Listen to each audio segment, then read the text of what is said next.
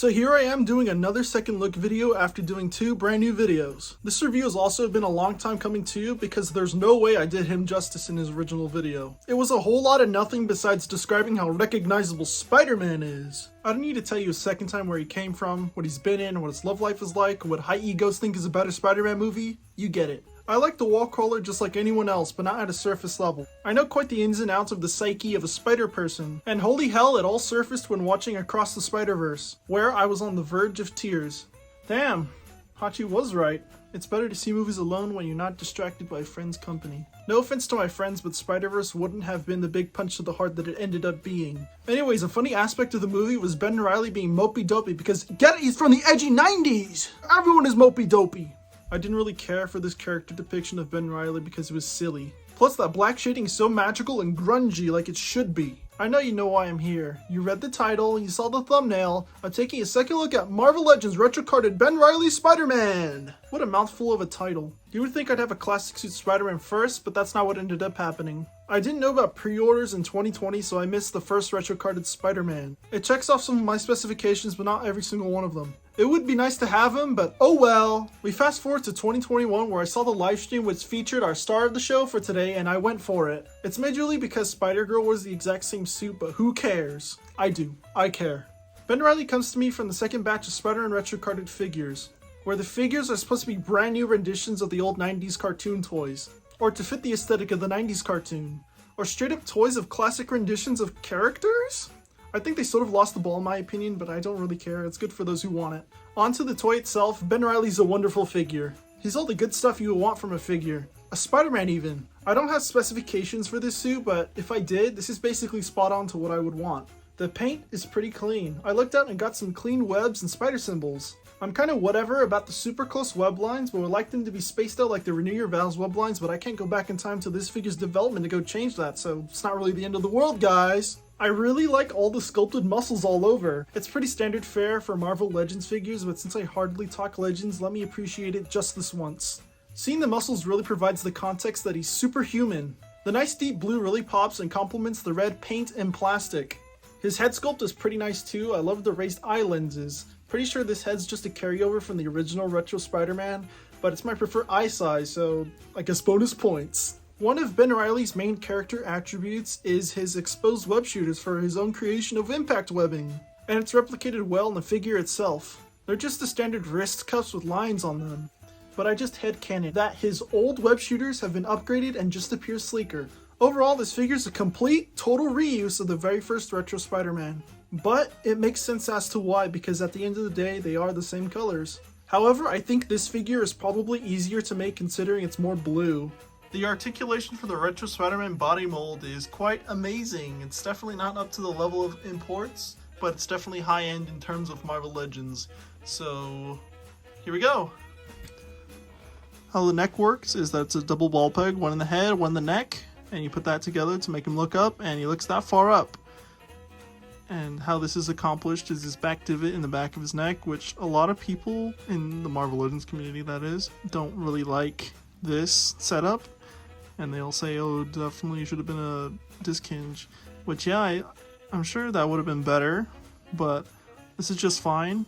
Plus, look at the neck sculpt in terms of when you look at it straight forward. Definitely looks fine. Obviously, he's got the head tilt. It does get caught a little bit, but doesn't matter. Obviously, you can look down quite a bit. Then he's got the butterfly joint, which goes quite far back, but not a lot forward. He's definitely got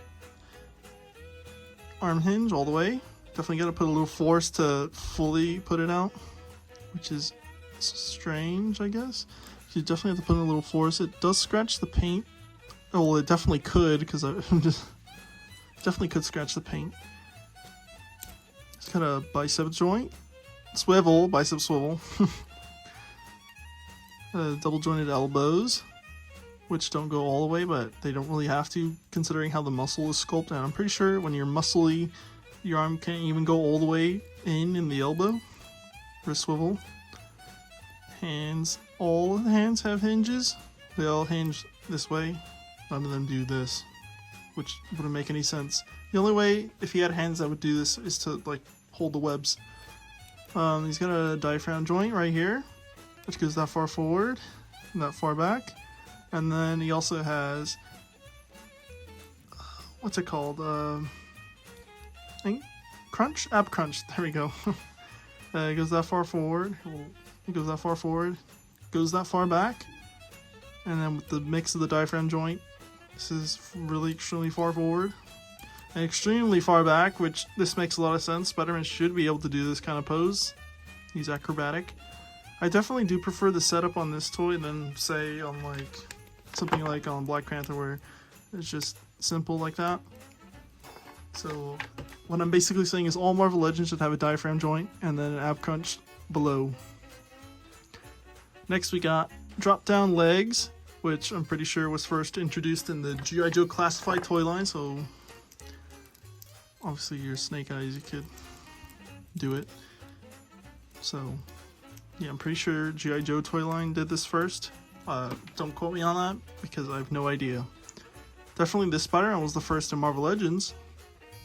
So the leg goes that far forward without using the drop down hips, and then using the drop down hips, it doesn't really make a difference. The leg goes that far forward, then with the drop down hips, goes a little bit higher, kind of. Back, without using the drop down hips, goes that far back, and then using the drop down hips.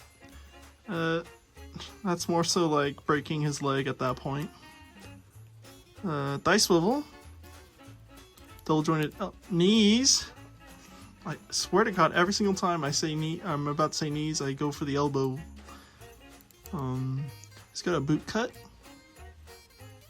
And the foot hinges forward and back. And you got ankle tilts. Or ankle pivot. I had to throw that in there. For the people who know, they know. So yeah, definitely this figure, this articulation isn't terrible. Definitely one of the better ones for Marvel Legends. Probably the best. Not counting HasLabs, since those have like moving fingers and whatever. But in terms of like regular retail figures, this is definitely the best body mold that they've ever done. In terms of like standardized sized dudes like Spider-Man. Obviously for bigger fellas, probably Venom. But I don't have Venom, so I'm basically saying this is the best Marvel Legends figure I own. Until, I don't know, until something else comes along, I guess. I don't know, maybe there isn't really a best Marvel Legends figure in my collection, but this is definitely up there. So, yeah. And what I mean by there is no best Marvel Legends figure in my collection, I mean in terms of build quality, because they're all built about the same. And definitely not based on what character it is, because if it was based on what character it is, then Spider-Man is the best Marvel Legends figure in my entire room. But since it's not about that, he's definitely up there, but build quality is no different from Deadpool over there. Ben Reilly's accessories aren't a whole essay's worth of things to say. It's what you would expect from a Spider-Man figure. He's got the fists, the thwips, and the wall-crawling hands. It's pretty satisfying to have all these accessories, and wish all Spideys could come with all of these, but it's just a hard truth that they don't. And now we must transition to this next topic, having to do with Marvel Legends collectors. From a majority of Marvel Legends reviews that I've seen, it's mostly complaining every single fucking time. Like, I don't know if it's because I'm 20 years younger than most of them, but these are toys for children first and collectors second. Many would argue that. No, they're not. But do you know how many kids know all sorts of superheroes? Majority of kids grew and are growing up with superheroes in the limelight.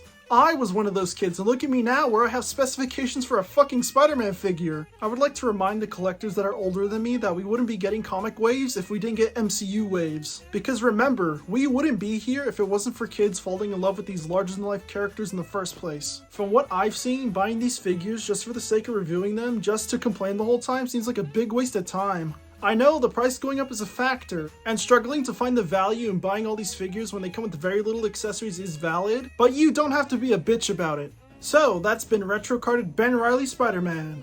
He's one of my favorite Marvel Legends figures from my collection, but he could never be topped by my wife. He's everything I would want from a Spider-Man toy, and I'll continue to enjoy his company till the end of time. Even when I have a full-on Spider-Man shelf, I'll remember the three that started it all.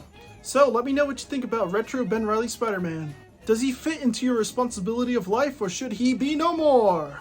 Well, I'm all done talking about Spider-Man, so why don't we dive back into the Bayverse?